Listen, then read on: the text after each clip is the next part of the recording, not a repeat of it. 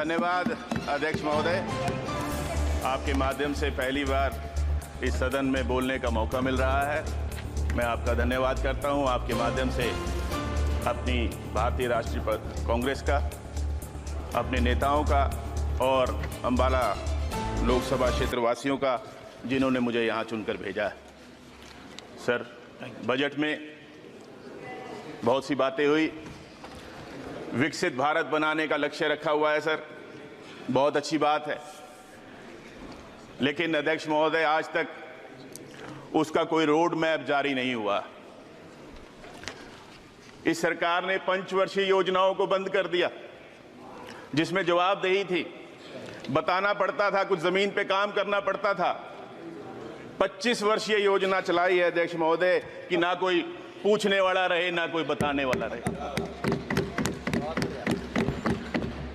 Sir, Haryana प्रदेश से 3 केंद्र सरकार में मंत्री होने के बाद भी पूरे के पूरे बजट में हरियाणा का नाम तक नहीं है सर। कितने दुख की बात है सर। बातें हुई थी हवाई चप्पल वालों को हवाई जहाज में बिठाने की, चर्चा भी हुई कि कैसी कैसी कितनी महंगी महंगी टिकटें मिलती हैं। आम आदमी तो छोड़िए, ठीक ठाक आदमी भी जहाज में नहीं चढ़ पा रहा। और ये हालात हुई हैं सर कि जो चलती हुई हमारी पैसेंजर ट्रेनें, रेलगाड़ियां हरियाणा के अंदर, उन्हें भी बंद कर दिया गया। आम आदमी आज पैसेंजर ट्रेन में भी नहीं चढ़ सकता। नया कारखाना तो सर क्या लगना था हरियाणा प्रदेश के अंदर। जो चले चलाए कारखाने हैं वो बंद हो गए। हमारा इतना बड़ा कारखाना HMT पिंजौर में बंद, वो भी बंद कर दिया सर। बहुत समय से मांग आती है कि यमुनानगर से चंडीगढ़ वाया नारायणगढ़ रेल चलनी चाहिए, उस पर भी कोई ध्यान नहीं।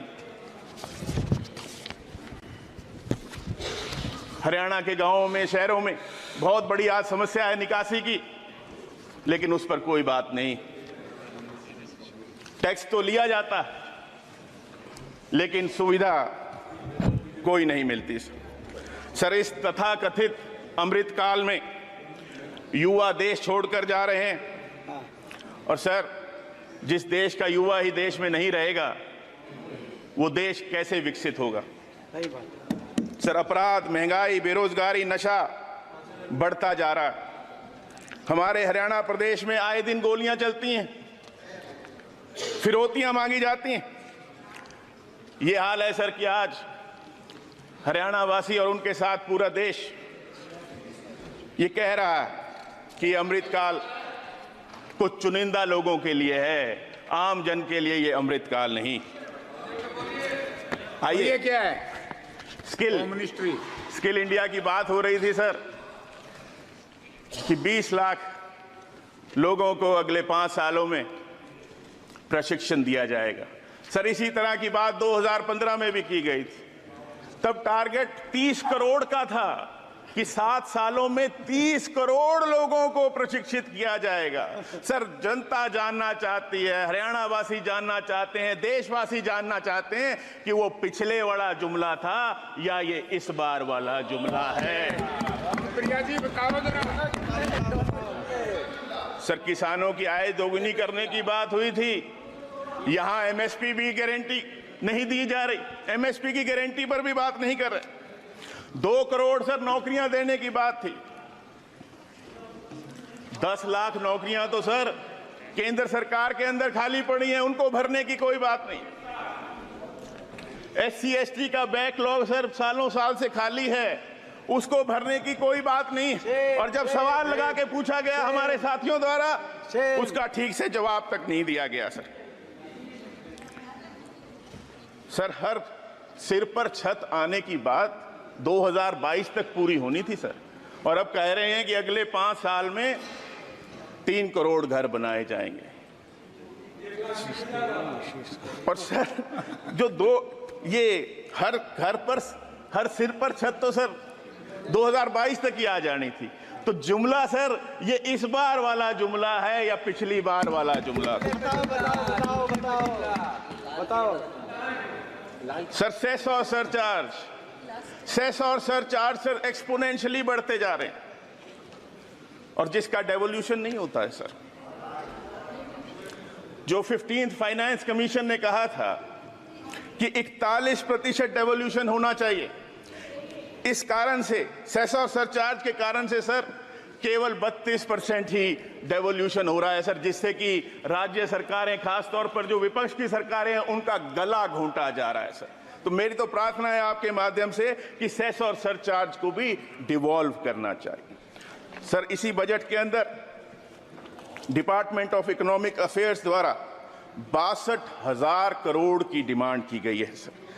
किस नाम से सर? नई योजनाएं। और सर वो नई योजनाओं की कोई जानकारी नहीं है कि वो कौन सी नई योजनाएं। क्या इस सदन को यह जानकारी नहीं देनी चाहिए कि 62,000 करोड़ रुपए किन योजनाओं पे खर्च होगा? कोई जानकारी नहीं सर। सर बात होती है कि तीसरे नंबर की जीडीपी पर हम अपने देश को लेकर जाएंगे और साथ ही सर ये नहीं बताया जाता कि आज हम जीडीपी पर कैपिटा में 144वें स्थान पर, सेंडी मैसेज 144वें स्थान पर सर।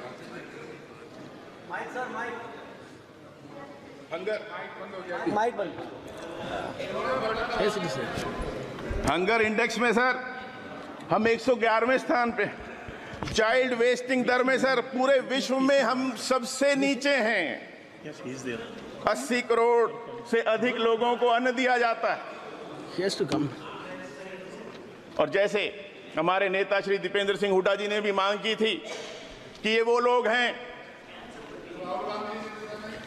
हैं सर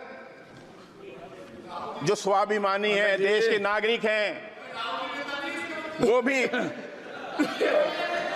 भी सर काम मांगते हैं, वो भी काम मांगते हैं सर, उनको वेतन मिले, वो अन्न अपने आप कमा लेंगे सर।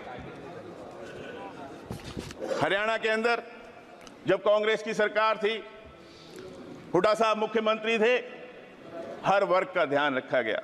और आज सर ये हाल है कि कोई भी व्यक्ति अपनी बात रखना चाहते हैं, उन पर डंडे चलाए जाते हैं, उनकी बात नहीं सुनी जाती। ये तक हाल है कि महीनों महीनों हमारे कर्मचारी धरनारत रहते हैं, उनकी कोई बात सुनने नहीं जाता। अभी चर्चा हो रही थी कि हमारे किसान बॉर्डर पे बैठे हैं। सर ये देश हमारा है, देश के ही नागरिक हैं सर किसान। वो अपने ही देश में, अपनी देश की राजधानी में नहीं आ सकते सर। ये हालात हैं, उनकी बात सुननी चाहिए, हल निकालना चाहिए, लेकिन यही तानाशाही है सर और इसी तानाशाही के खिलाफ हम लड़ रहे हैं। एमएसपी की लीगल गारंटी के लिए बार बार बात उठ रही, लेकिन उस पर सरकार का कोई बयान नहीं। सर आखिर में मैं तो यही कहूंगा कि हम होंगे कामयाब एक दिन सर। मिलेगी इन जुमलों से निजात एक दिन। बहुत बहुत धन्यवाद। जय हिंद।